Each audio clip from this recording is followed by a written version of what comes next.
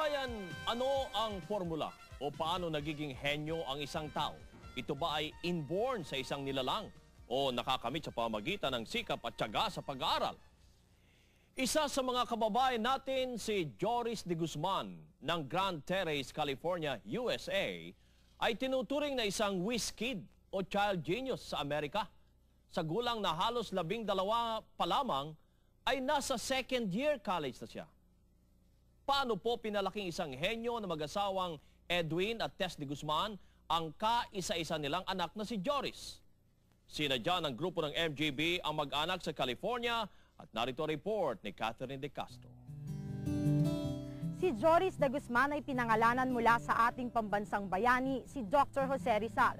Kaya hindi nakapagtataka na ang kanyang motto ay yung sinabi ni Rizal, ang kabataan ang pag-asa ng ating bayan. At tulad rin ni Rizal, hindi lamang pambihirang talino ang angkin ni Joris, kundi isang well-rounded personality.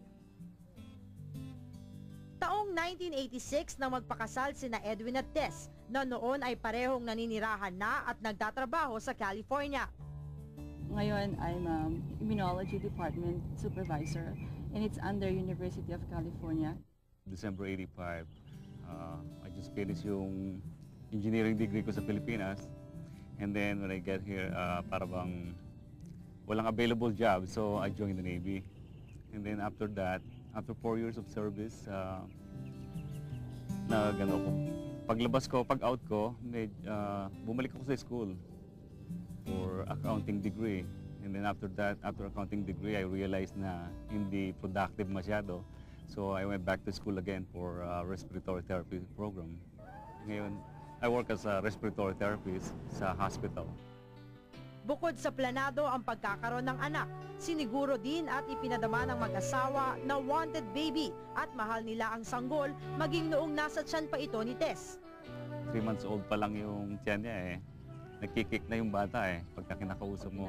Yeah. Parang nag-respond siya, sabi yan, anak, pagka naglumaki ka, you gotta be a good boy, ganyan, tapos mag-aaral kang mabuti, and also yung take care, pag-alaga talaga sa katawan. Yeah. And also yung make sure na parating masaya. I think it makes a difference. Yung bang, it makes a difference na parati kang happy.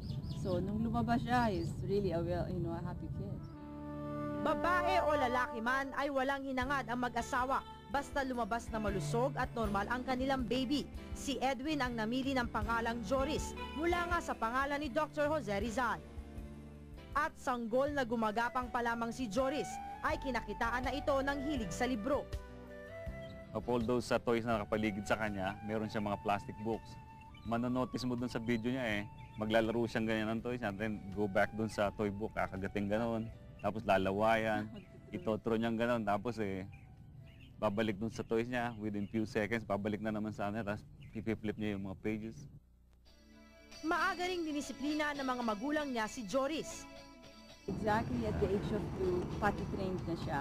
Meaning, hindi na siya nagpa-battlefield, nor hindi na rin nagda-diaper. Tapos meron siyang maliit niya na commode, that's where he goes if he needs na remedial or something. 2 taon din si Joris nang ipasok sa nursery school. Nung dinala po ako nung una ng mami daddy ko sa school, ayoko pong umuwi. Gustong-gusto ko lahat ng activities na ginagawa namin doon. When he was 2.5 years old, pagka nagdadrive ka sa freeway, binabasa niya lahat ng billboard. And then sabi namin at first, kailan namin nakikita lang sa TV, nami-memorize niya yung mga picture, ganyan. And then sabi namin, oh, can you really read? Sabi niya, yeah, of course. And then pag nagpunta sila sa pag-uwi namin, dinala niya sa library. Kumuha siya ng maliliit na book na gano'n. Tapos basa siya ng basa. Tapos tatanungin mo sa kanya, okay, tell me the story. Kung talaga nakakabasa ka. But back to back, lahat ng word for word sinasabi siya, kinukwento niya yung... Yeah, yung little one, yung mga cartoons, ganyan. Doon po sa school ko, tinuturuan kami paano magbasa. Ang ginagawa doon, pagkaturo sa inyo, bibigyan ka parang maliit na book or something, tapos papabasa na sa'yo. Tapos, pag you come across something that you can't read or anything, they help you.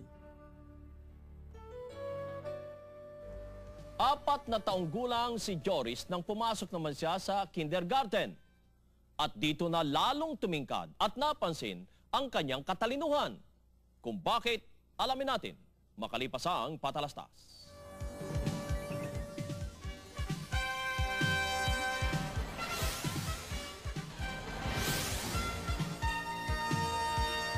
Dati, kaming dalawa lang ni Ling.